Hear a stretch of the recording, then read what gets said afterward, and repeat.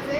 ইয়াৰ main কাৰ্যটো হ'লে কি দিনৰ ভাগত অট'মেটিকেলি লাইটটো অফ কৰা আৰু ৰাতিৰ ভাগত অট'মেটিকেলি লাইটটো অন কৰা।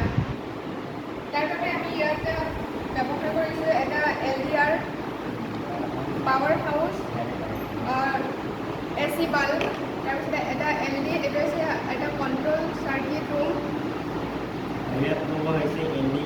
সিগনেল LED ৰিলে, আৰু এই ট্ৰানজিষ্টাৰ, কণ্ট্ৰল চাৰ্কিটৰ ভিতৰত আছে আমাৰ ৰিলে, এটা ট্ৰানজিষ্টাৰ আৰু ৰেজিষ্টাৰ।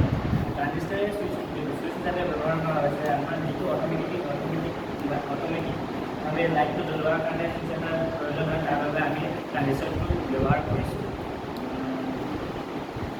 আমাৰ এই পাৱাৰ হাউচৰ পৰা ডাইৰেক্ট কাৰেণ্টৰ যিটো ধনাত্মক টাৰ্মিনেল আছে সেইটো আমি ৰিলেত জইন কৰিছোঁ আৰু সেই ধনাত্মক টাৰ্মিনেলটো আমি ডাইৰেক্ট এই AC বাল্বৰ লগত কানেক্ট কৰিছোঁ।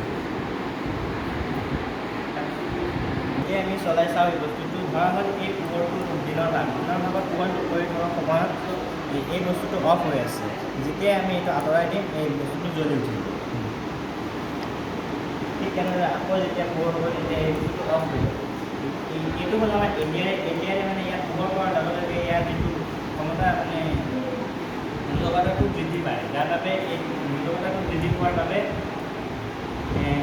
ইলেক্ট্ৰনটো আদান প্ৰদানত বাধা প্ৰদান কৰে, যাৰ বাবে এই বস্তুটো লাইটটো অফ হৈ যায়। আৰু যেতিয়া মানে এইটো আঁতৰাই দিয়া হয় তেতিয়া মানে লগতে অলমষ্ট নাইকিয়া হৈ যায়, যাৰ বাবে বাল্বটো জ্বলাত সহায় কৰে ইলেক্ট্ৰনটো চলাচল।